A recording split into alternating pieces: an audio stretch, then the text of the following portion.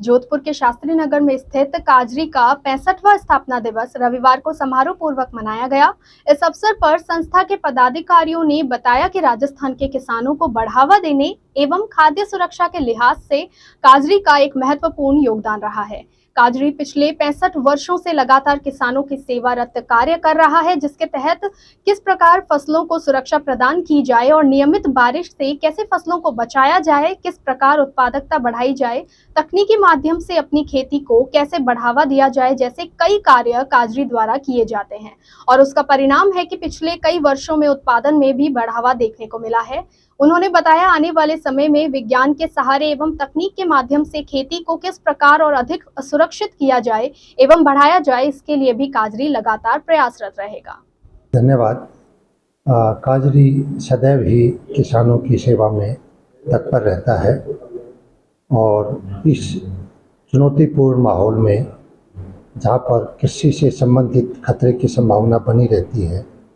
उस खतरे को किस तरह से कम किया जाए, साथ में नई तकनीकों को डेवलप करके किसानों तक कैसे पहुंचाया जाए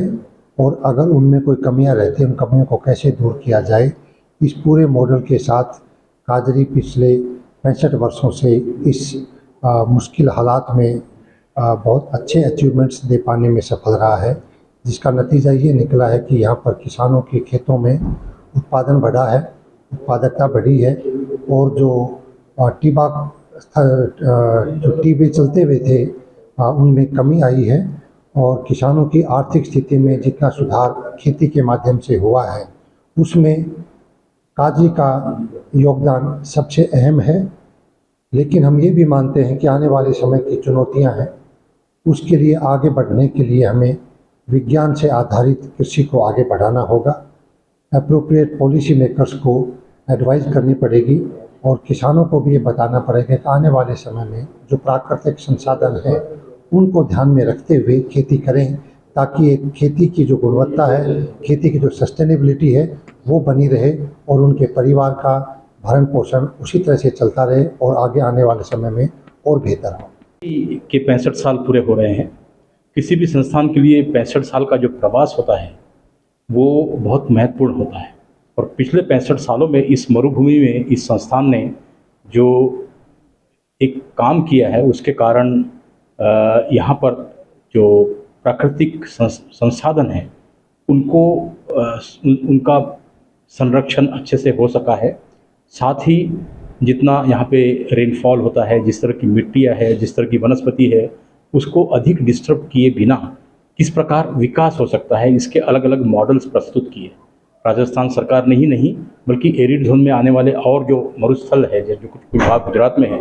कुछ भाग जो लेह लद्दाख वाला जो प्रांत है उसमें है, ऐसे सभी इलाकों में इस संस्थान ने बड़ा ही अच्छा काम किया है और इसके मॉडल प्रस्थापित करके उन मॉडल्स को किसानों के पास तक पहुंचाना और किसानों के द्वारा उसका स्वागत किया गया। और यहाँ की जो फसलें हैं,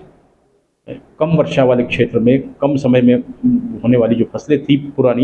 उस पुरानी फसलों में और क्या नवाचार हो सकते हैं, उस नवाचार के मॉडल्स भी प्रस्तुत किए और किस प्रकार क्रॉपिंग इंटेंसिटी को बढ़ाया जा सकता है इसकी भी कोशिश की है। बहुत सारी फसलों की किस्में इस संस्थान ने निकाली है। अभी बिल्कुल रिसेंट पास्ट में जो मोथबिन की जो अलग अलग मोट की जो वेराइटीज़ निकली है वो प्रशंसा के पात्र है। क्लस्टर बीन में भी काफ़ी काम हो रहा है। इसके अलावा यहाँ की जो अन्य फसलें हैं उसमें भी ये निरंतर कार्य जारी है इस संस्थान के द्वारा। छोटी छोटी जो मसाले की फसलें हैं उसमें भी संस्थान काम कर रहा है। यहाँ का जो पशुधन है, ख़ासतौर से भेड़ और बकरियाँ, वो भेड़ बकरियों के इम्प्रूवमेंट के लिए, उनके पोषण के लिए, उनमें और जो डिजीज़ जो रोग होते हैं उनको पहचानने के लिए, उसके वैक्सीनेशन के लिए भी ये बहुत कारगर प्रयास कर रहे हैं और उन प्रयासों को भी अलग अलग स्थानों पर, केवल राजस्थान में नहीं बल्कि सभी मरुस्थलीय क्षेत्रों में उसको सराहा जा रहा है। इसके अलावा जो देशी गाय की प्रजातियां हैं, किस प्रकार उसमें प्रॉपर मैनेजमेंट करके, प्रॉपर न्यूट्रिशन मैनेजमेंट करके उसकी उत्पादकता बढ़ाई जा सकती है, इस बारे में भी निरंतर इसमें प्रयास होते रहे हैं और अनुसंधान जारी है। इसके अलावा जो सौर ऊर्जा है, सौर ऊर्जा को खेती के साथ किस प्रकार एकीकृत करके, उसके साथ समाहित करके और उसका समायोजन करके किस प्रकार सोलर एनर्जी की दक्षता बढ़ाई जाए और साथ में उसमें से खेती भी की जाए।